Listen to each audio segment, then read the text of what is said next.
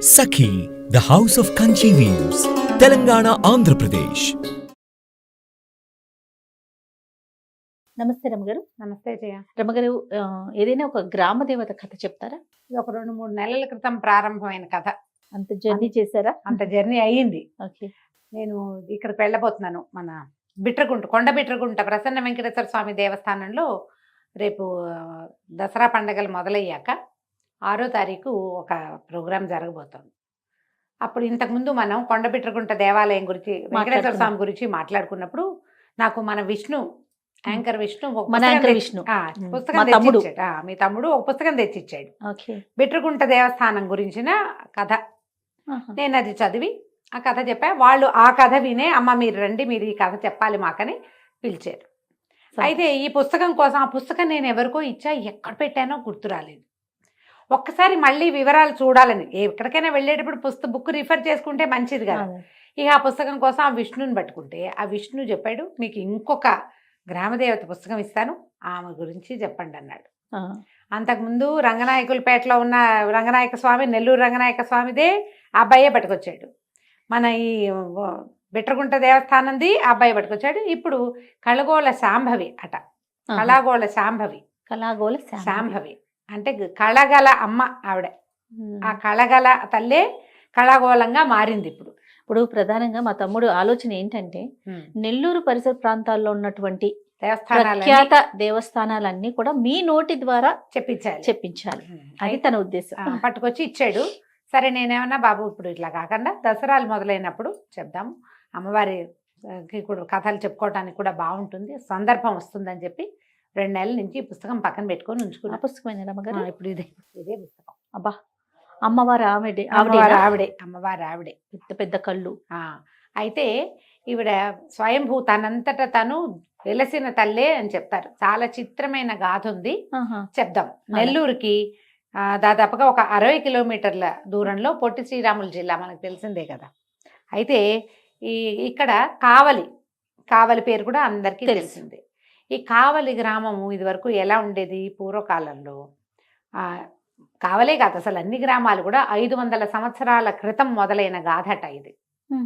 ఈ అమ్మవారిది గ్రామం ఎలా ఉండేది, కొన్ని ఇళ్ళు, ఒక ప్రాంతం, మళ్ళీ ఒక చిట్టడివి, మళ్ళా కొన్ని ఇళ్ళు, అలాగా చిన్న చిన్న ఊళ్ళు కూడా, సర్వాయిపాలెమని, చిట్టాయిపాలెమని, ఇలా పాలెలు చిన్నవి, ఒక 30-40 ఇళ్ళు రైతులుగా ఉండేవాళ్ళు. ఆ కాలం అంతా రైతుల కాలమే కదా. ఈ వీట్లలో, ఈ చుట్టుపక్కల ఉన్న అన్ని గ్రామాల్లో సర్వాయిపాలెం అనేది ఒక గ్రామం. ఈ సర్వాయిపాలెం వాళ్ళకి అస్సలు పంటలు పండలేదట కొంతకాలం పాటు. చాలా ఇబ్బందులు పడేవాళ్ళు.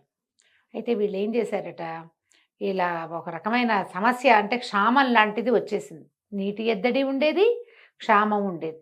వీళ్ళు కావలి గ్రామంలో ఉన్నటువంటి శివాలయానికి వెళ్ళి పరిపరి విధాలుగా అమ్మవారిని, అయ్యవారిని ప్రార్థన చేసి, చూద్దాం అమ్మ దయ ఏదైనా ఉంటుందేమోనని రాగులు చల్లుకున్నారట తమ పొలాల్లో. వీళ్ళైపోయినాయి భూములు, ఏమి పండటల్లా. రాగులు పండుతాయి ఎంతో కొంత, పండితే వేసుకుంటే ఈ రాగులు అందరికీ పండలేదు, కానీ ఒక రామిరెడ్డి గారిని ఒక ఆయనకి మాత్రమే కొంచెం పండినాయట. ఏం చేస్తారు ఆ సర్వాయిపాలెం గ్రామస్తులు, ఆ రాగులు ఊడ్చి మొత్తం అన్ని నూర్చుకుని, ఒక బొట్ట అంటారు దాన్ని, ఏమంటారు, మన ఇది ఉంటుంది, గంప ఉంటుంది కదా, ఒక గంప నిండుకి వచ్చినాయట. ఆయన ఊళ్ళో వాళ్ళందరినీ పిలిచి, అందరం ప్రయత్నం చేసాము, ఎవ్వరికి పండలేదు, నాకు ఒక్కడికే పండింది, అది కూడా ఇంత మాత్రమే, ఏం చేద్దాం, ఇదే అమ్మదయ్యని తలా 3 గుప్పెళ్ళు తీసుకుపోండి. తలా ఒక 3 గుప్పెళ్ళు తీసుకుంటే భార్యకి పిల్లలకి ఇంట్లో కాచుకుని తాగండి, దీన్నే పంచుకుందాం అన్నట్టు. ఎంత మంచి ఆలోచన చూడు. తనకు ఒక్కరికి పండితే ఆయన ఒక్కడు ఉంచుకోకుండా, పోనీ సగం ఉంచుకుని సగం ఇవ్వటం కాదు, ఆ ఎన్ని రాగులు నూర్చారో ఆ రాగుల్ని ఎదురుగుండా పెట్టి తీసుకోండి తలా కాసిని అంటే, ఎంత తీసినా రాగులు ఉంటూనే ఉన్నాయట అందులో. అందరు తీసుకుంటున్నారు, బొట్టలో ఇంకా రాగులు ఉన్నాయి. ఏదో వింటుంది ఇందులోనే అని అనిపించిందట. అయితే రాగి బొట్టని, ఆ రాగులున్న దాన్ని బోర్లిస్తే అందులో ఒక 9 అంగుళాల ఇంత పంచలోహ విగ్రహ రూపంలో అమ్మవారు కళకళ్ళాడుతూ కనపడిందట వాళ్ళకి. అట్లా విగ్రహ రూపంలోనే వెలిసింది. అబ్బా, తెల్లబోయట, ఎంత కళగా ఉందట. 9 అంగుళాలంటే ఇంతేగా ఉంటుంది, అంతే కదా. 12 అంగుళాలు 1 అడుగు, 9 అంగుళాలు అంటే 30 అడుగు. ఎంత కళగా ఉందట, అసలు మెరిసిపోతున్న మొహంలోంచి ఇట్లా కాంతి వస్తుంది, ఎంత అద్భుతంగా ఉందో. ఒక అశరీరవాణి వినపడిందట.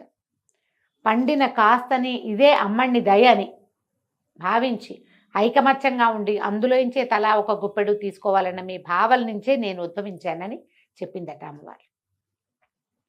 ఆమెని ప్రతిష్ఠించుకున్నారు. ఆమె చాలా బాగా కాపాడిందట. తర్వాత వర్షాలు పడ్డాయి, మంచిగా పంటలు పండేవి. సాయంకాలం అయ్యేసరికల్లా అమ్మవారు సంచారానికి వెళ్ళేదట ఈమె. ఈ చూడ్డానికి మామూలుగా కనపడేది. ఈ అమ్మవారికి ఒక పేరు పెట్టుకోవాలనుకున్నారు. బాగా చూసి బ్రాహ్మలు వాళ్ళు వీళ్ళు చాలామంది పండితులు చుట్టుపక్కల ప్రాంతాల నుంచి వచ్చి ఇంత కళగా ఉందని కళగల తల్లి అని పెట్టుకున్నారట పేరు. కళగల అమ్మణ్ణి, అంతే ఆవిడ పేరు. అమ్మణ్ణి అంటే ఆ ప్రాంతాల్లో అమ్మవారిని మనం అమ్మవారు అంటాం కదా, అమ్మోరు అంటారు ఒక చోట, అమ్మ తల్లి అంటారు ఇంకొక చోట, వీళ్ళు అమ్మణ్ణి అంటారు ఈ ప్రాంతం వాళ్ళు. ఏది పండినా అది అమ్మణ్ణి దయ అనుకునేవాళ్ళు. ఆమెను తలుచుకుని ఆమెకు చూపించి ఆమెతో చెప్పి చేసుకునేవాళ్ళు. చక్కగా అన్ని పంటలు పండేవి. సాయంత్రం అయ్యేసరికల్లా ఉగ్రరూపిణిగా ఆవిడ గ్రామాలని రక్షించేవారు. ఉగ్రస్వరూపిణిగా గ్రామాన్ని కాపాడేది. అయితే చాలా మందికి కనపడింది ఆవిడ ఉగ్రరూపిణిగా తిరగటము. సాయంకాలపు అమ్మవారి సంచారాన్ని చూసేవాళ్ళు. ఆమె కత్తి అవి ధరించి వెళ్తుండేది. ఉగ్రంగా ఉండేది. ఏ జంతువుల్ని వాటిని రానిచ్చేది కాదు. రోగాలు రొస్టులు రాకుండా వీళ్ళు చాలా కాపాడబడ్డారు. అయితే ఒక మలయాళ మాంత్రికుడు ఒక ఆయన ఇట్లా అమ్మ ఎదురుపడేసరికల్లా ఇవైతే తిరుగుతుందని తెలుసుకుని ఇట్లా దైవిక శక్తుల్ని స్వాధీనపరచుకోవాలనే తాంత్రికులు చాలామంది ఉండేవాళ్ళు ఆ కాలంలో. 500 సంవత్సరాల నాడంటే అసలు ఆ రోజుల్లో ఎట్లా ఉండేవాళ్ళు మన ఊహ కూడా రాదు. అయితే ఆమె అమ్మకి ఎదురుపడ్డాడు. ఆమెను స్వాధీనం చేసుకోవడానికి ప్రయత్నం చేసి ఆమె మహోగ్ర రూపం దాల్చి మెడ సంహరించింది. అతని తలని పట్టుకుని తిరిగేదట ఆవిడ. ఇంకెవ్వరూ ఆ సాహసం చేయలే. అయితే ఈవిడ తెల్లవార్లు తిరిగేది అమ్మవారు. తిరిగి తెల్లవారేసరికల్లా వచ్చి విశ్రాంతి తీసుకునేది. ఈ ప్రజల తెల్లవారి దైనందిన జీవితం ఎట్లా మొదలవుతుంది? చెరుగుళ్ళు, దంపుళ్ళు, కోడి కూతలు. 3:30 కోడి కూయటం మొదలు పెడుతుంది. ఆవిడ అప్పుడే వచ్చేది. ఆమెకి నిద్రాభంగం అయిపోయేదట. ఈ కోడి కూతలు, దంపుళ్ళు, చెరుగుళ్ళు వినపడని చోటికి నన్ను పంపించమని అడిగిందట. ఎవరి మీదకైనా వచ్చి చెప్పించుండొచ్చు. అమ్మని నిద్రపోనీయరు. తెల్లారేసరికి గ్రామంలో ఉన్న వాళ్ళందరూ ఒడ్లు దంచుకుంటారు. అవును, ఏదో రాగులు దంచుకుంటారు. ఒడ్లు కాకపోతే అక్కడ రాగులు పండుతాయి అనుకో, రాగులు దంచుకుంటారు, చెరుగుతారు. కోళ్ళు కూసినట్టే ఉంటాయి. కోడి లేని ఊరు ఎక్కడ ఉంటుంది? పల్లెటూరు.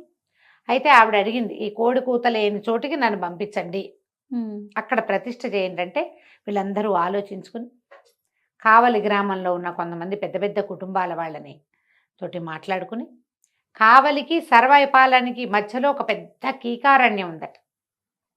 ఊళ్ళోకి వెళ్తే మోతే అమ్మకి.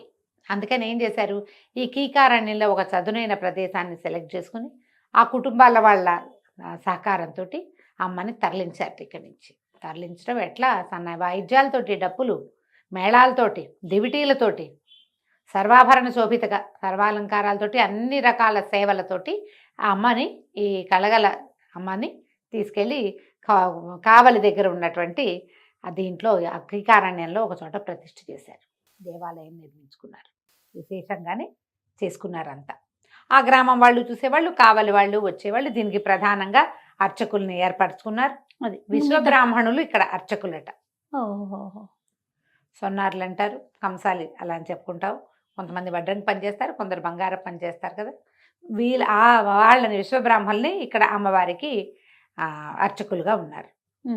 అక్కడి నుంచి వేద పఠనం చేయటానికి అన్నిటికీ వేరువేరుగా అందరినీ ఏర్పరిచారు. ఈ పుస్తకానికి ముందు మాట రాశారు తీయబిండి ఇంటి పేరుతో ఉన్నటువంటి ప్రొఫెసర్ గారు ఒక ఆయన. ఆ తీయబిండి వారే అర్చకులట అక్కడ. అయితే వంశానుగతంగా వస్తూ ఉండుండొచ్చు. 500 సంవత్సరాల క్రితం ఈ దేవాలయం నిర్మించినప్పుడే ఒక పెద్ద శిలా ధ్వజస్తంభం చేయించారట. 60 అడుగుల ఎత్తు, దాదాపుగా 2.5 అడుగుల వెడల్పు ఉన్నటువంటి ఈ ఏకశిలా ధ్వజస్తంభం ఆంధ్రప్రదేశ్లో ఈ ఒక్క దేవాలయంలోనే ఉందని రాశారు బుక్లో. పెద్ద శిలా ఇది ఉందన్నమాట. చాలా ఏకశిలగా ఉన్న ధ్వజస్తంభం. ధ్వజాన్ని ముట్టుకుంటే అమ్మవారి పాదాలు ముట్టుకున్నట్టేట. ఈమె కళగల తల్లి అని చెప్తాం కదా, ఆవిడ ఒక్కొక్కళ్ళకి ఒక్కొక్క రకంగా కనపడుతుంది. వరలక్ష్మి వ్రతాలు చేసినప్పుడు అందరు సామూహిక వ్రతాలు చేస్తారు, అమ్మవారి కుంకుమ పూజ చేస్తారు. ఆ రోజు ఒక్కొక్క కళ, దసరాల నాడు ఇంకొక కళ, ఈ అష్టమి నాడు ఒకటి, అట్లా వేరు కళలు చూపిస్తుంది అమ్మవారు. మనకి ఎట్లా చెప్పుకుంటామంటే సమస్తమైన కళలు ఉన్నాయి. చాలా చిత్రంగా చెప్తాం. ఇన్ని కళలు 360 కళలు ఉన్నాయి. 360 కళలు ధరించి ఉంటుంది. ఏ రోజులో అర్చన జరిగితే ఏ అర్చన జరిగితే దానికి సంబంధించిన కళాస్వరూపంగా కనపడుతుంది. చాలా ప్రత్యేకంగా చూడాల్సిన దేవస్థానం. భగవంతుడు నాకు మంచి అనుగ్రహం కలిగించింది ఏంటంటే వచ్చే వారం నేను అక్కడికి వెళ్తా. వెళ్ళండి గారు, మంచి దర్శనం చూసి రావాలని ఉంది. పుస్తకం చూసిన దగ్గర నుంచి అనుకుంటున్నాను, నేను అనుకోకుండా దీనికోసం వచ్చింది. కావలి కూడా వెళ్తే ఎలాగూ నేను బిట్రకుంట వెళ్ళబోతాను కదా, అక్కడి నుంచి అమ్మవారిని కూడా చూద్దామని. తర్వాత చాలా ఏమైంది, క్రమంగా ఈ కావలి ప్రాంతంలో నుంచి ఇప్పుడు ఇక్కడ మనకి దంపుళ్ళు వినపడవు, కోడికూతలు వినపడవు, ప్రశాంతంగా ఉండేది. అయితే ఈ అమ్మవారిని విశేషంగా సేవించిన ఒక అర్చక స్వామి నువ్వు ఇలా ఊరు బయట ఊరు లేకుండా ఉండద్దని ఆమెను కోరుకున్నాడట. అప్పుడు ఆమె ఆజ్ఞ చొప్పున గ్రామం దగ్గరగా పెరిగింది. ఆమె ఇవి ఉండకూడదు అనుకుంది, కానీ గ్రామం నడిబొడ్డున ఏర్పడింది అనమాట. దీన్ని ఆధారంగా చేసుకుని మళ్ళీ కొత్త దేవాలయం గ్రామం అంతా పెరిగిందనమాట. విశేషంగా పెరిగిందని చెప్తారు. అమ్మవారికి చాలా అత్యద్భుతమైన పూజా విధానాలు జరిపిస్తారు. 500 ఏళ్ళ నాడంటే ఇది విజయనగర సామ్రాజ్యానికి సంబంధించిన వాళ్ళు కూడా ఇక్కడికి తిరిగేవాళ్ళు. కొంత దండు బాట అని ఒక బాట ఏర్పరిచారు. ఒక అత్యద్భుతమైన చెరువు, అమ్మవారే ఆజ్ఞిచ్చి చెరువు తవ్విచ్చిందట, కావలి చెరువు. ఆ ప్రాంతం అంతటికి నీళ్లు సప్లై అదే, ఆ చెరువే. తర్వాత ఏమో వీళ్ళు విజయనగర సామ్రాజ్యానికి చెందిన రాజులు కొంతమంది ఆ ప్రాంతాల్లో వెళ్తూ ఏనుగుల బావి అనే పెద్ద దిగుడు బావిని తవ్వించారు. అమ్మవారి ఇక్కడికి రాకముందు వీళ్ళకి చాలా నీటి కొరత, కరువు ఉండేది. తక్కువ పండేవి, అన్ని రకాల పంటలు పండేవి కాదు. ఒక రకమైన క్షామంతో బాధపడేవాళ్ళు వాళ్ళు.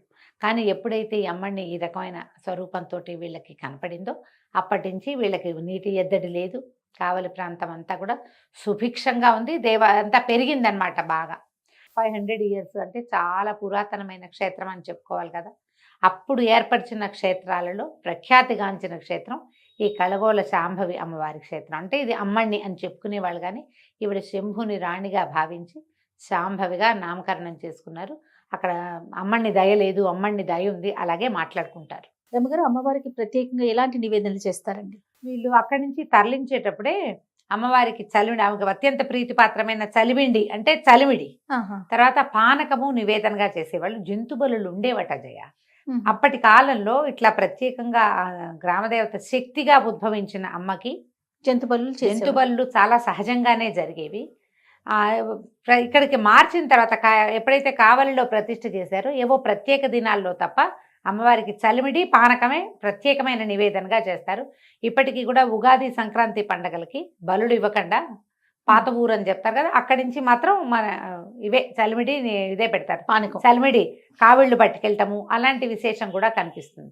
ఈ జంతు బలులు ఉండటము గ్రామ దేవతలకి ఇలా, లేకపోతే కావలి శక్తిగా ఉండే చోట జంతు బలులు ఇవ్వడం ఒక సహజమైన విధానమే. కానీ విజయనగర రాజులు అమ్మవారికి సుప్రభాత వెంకటేశ్వర స్వామి ప్రతిరూపంగా భావించేవాళ్ళు. వాళ్ళు భావించి సుప్రభాత సేవను కూడా ఏర్పాటు చేశారు. వాళ్ళని ఒకసారి మహమ్మదీయ సైనికులు బంధించడానికి వస్తే అమ్మవారి మహిమ వల్ల ఎన్నో క్రూర జంతువులు వచ్చి సైనికుల్ని తరిమి కొట్టేసినాయట. అమ్మవారి వల్లే అది జరిగిందని 2-3 రకాల ప్రత్యేకమైన కథలు కూడా చెప్తారు ఆ ప్రాంతంలో జరిగినవి. ఇప్పుడు ఎవరికి వాళ్ళకి మనకి ఏదో విపత్కర పరిస్థితుల్లో ఉన్నాం, బయటపడే మార్గం లేదు. అమ్మ నీకు అది చేస్తా, ఇది చేస్తా, తల్లి బాగా 2 కావిళ్ళు చలిమిడి తెస్తా, 2 కావిళ్ళు పానకం తెస్తా, నన్ను రక్షించు, దండాలు పెట్టుకున్నారనుకో. సడన్గా పరిస్థితి కనుక అప్సైడ్ డౌన్ అయితే వాళ్ళకి మహిమే కదా అది. అంతేగా, అదే ప్రచారంలోకి వస్తుంది. ఇట్లాంటి ఎన్నో మహిమలు ఆ ప్రాంతంలో నమ్ముకున్న వాళ్ళకి నమ్ముకున్నంత ఎక్కడైనా అంతే. అమ్మవారు అలాంటి ఏంటంటే విపత్కర పరిస్థితుల్లో రక్షించే దేవతగా ఈమె చాలా ప్రత్యేకంగా చెప్పుకుంటారు ఆ ప్రాంతవాసులు. చాలా ప్రత్యేకమైన దేవాలయం. ఒకవేళ ఏ పరిస్థితుల్లో అయినా మీరు నెల్లూరు వెళ్ళేటప్పుడు, కావలి వెళ్తేనో, బిట్రకుంట వెళ్ళినప్పుడు ఖచ్చితంగా ఈ అమ్మవారి దర్శనం చేసుకోండి. నేను ఈ అమ్మవారి చరిత్ర చదివిన తర్వాతే గ్రామ దేవతల వివరాలు ఎవరైనా పంపిస్తే ప్రజలకు అవి కూడా తెలియజేయాలి అని అనిపించింది నాకు. ఇంకా స్పందన ఏమి రాలేదు. మరి మనకి ఏదైనా స్పందించి వస్తే దసరా సందర్భంగా కాకపోయినా కూడా మనము గ్రామ దేవతల చరిత్రని ప్రజలకు తెలియజేద్దాం. నమస్తే. Anchors Jewelry courtesy by Mukunda Jewelries.